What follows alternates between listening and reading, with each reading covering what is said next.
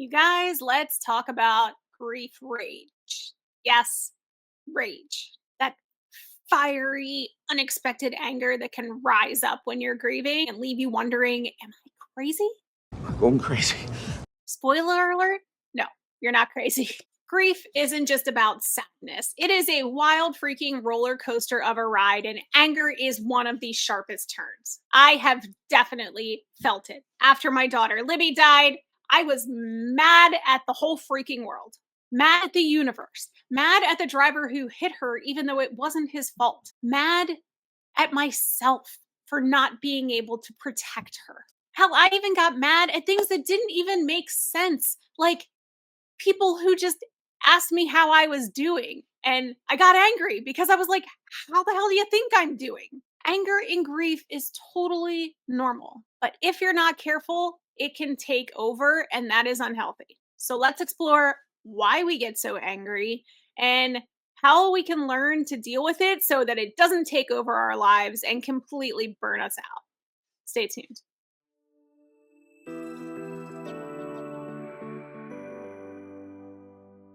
So, why does grief make us so angry? Flames on the side of my face. Grief rage a lot of times blindsides us because it's not the emotion that we expect. But anger actually makes a lot of sense when you think about it. Here's why. One, it feels powerful.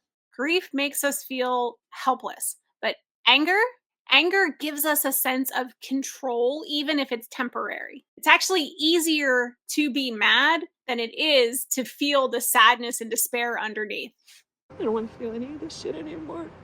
Two, we are hardwired for justice. When someone we love dies, especially like my daughter, unexpectedly and unfairly, our brains scream, this isn't right. This is wrong. This isn't supposed to happen. Anger is the natural response to that perceived injustice. And three, it's a way to protect ourselves. Anger kind of acts like an emotional shield, protecting us from the more vulnerable feelings like heartbreak and guilt. So that's why it happens, but how does it show up? Grief rage doesn't always look like screaming and slamming doors, although it definitely can. Sometimes it's a lot more sneaky and subtle. I am very, very sneaky, sir. So you might see it in things like snapping at friends and family, even if they don't deserve it. Feeling completely resentful of people who seem fine or like they have a happy life. Being irrationally angry at strangers or coworkers who are just trying to say the right thing. And a lot of times it shows up physically in our bodies with things like sweating or a racing heartbeat or headaches or just overall tension in our body.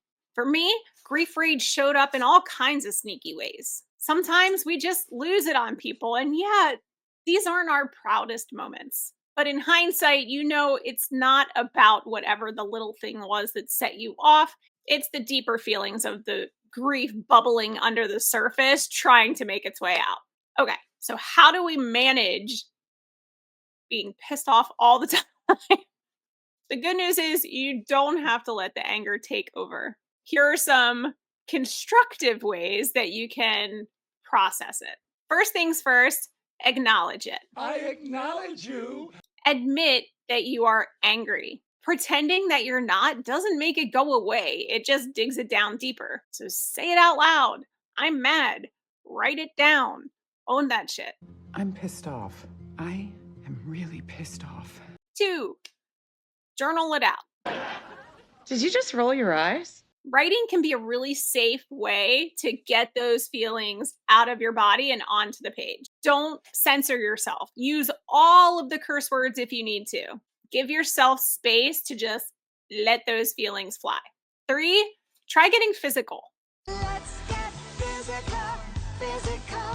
And no, I don't mean physical like punching someone. Anger lives in your body, so moving around can help release it. Go for a walk or a run, punch something that's not human or animal or going to punch you back. Pillows are good for this purpose. Scream into the void.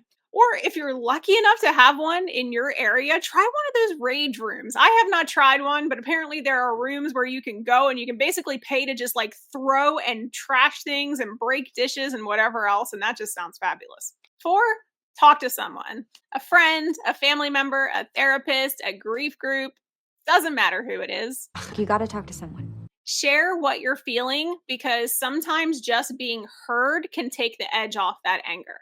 Next, try channeling the anger creatively somehow. Art, music, even cooking. Cooking's my thing. It can be extremely therapeutic. Honestly, one of the things that works best for me is rage cleaning. I channel that pissed off energy into making my house freaking sparkle. 6, set boundaries. If certain people or situations trigger your anger, it's okay to take a step back from those things. Protecting your emotional space from things that make you angry is a form of self-care. It's all good. And last is the one that's not all that fun, but try exploring what's underneath those feelings. That sounds awful. Anger often masks deeper emotions like sadness, fear, or guilt. So if you're feeling really angry about something, take a second to ask yourself, like, what am I really feeling here? It's not easy, but a lot of times it's helpful for moving forward. Overall, there are gonna be days where your anger feels like too much and is too overwhelming. It's way too much. It's just too much. On those days, please remind yourself that you are not a bad person for feeling this way. You are grieving. One thing that has helped me when I'm feeling irrationally angry is giving myself permission to feel that anger without judgment. It's not about getting rid of it. It's about learning to sit with it and acknowledging it and then letting it pass. But if your anger ever feels unmanageable, like it's getting to the point where you are hurting yourself or others, at that point, please reach out for professional help. Therapy can be an absolute lifeline when you are dealing with things like this. Grieving is tough stuff, and sometimes we need help. It's okay to ask for help. So to wrap it up, grief rage is messy, but it's human. You are allowed to be mad. You are allowed to feel the unfairness of it all. God knows I do. But you're also allowed to take steps to process that anger in a healthy way. If you've been wrestling with grief rage, please know that you are not alone. If you're comfortable, share your story in the comments. We would love to hear how you're feeling or how you manage that anger when it happens to you. Let's create a space where we can be angry and honest and vulnerable with each other. If you found this video helpful, I would love it if you would hit the like button and subscribe if you haven't subscribed already, or leave a comment because it always helps the algorithm so that other people can find my channel and I can help them with their grief as well. And if you haven't already, my book, Grief Sucks, But Your Life Doesn't Have to, is available on Amazon. I also have a cookbook on Amazon that is called Bare Minimum Meals, full of easy, ridiculously easy, budget-friendly recipes for people who are grieving or feeling things like depression, sadness, loneliness. Easy stuff to make that doesn't require a lot of ingredients or a lot of thought, which is pretty helpful when we're grieving. All right, that is all for this week. I will see you guys next time. Sending love and hugs as always. Bye.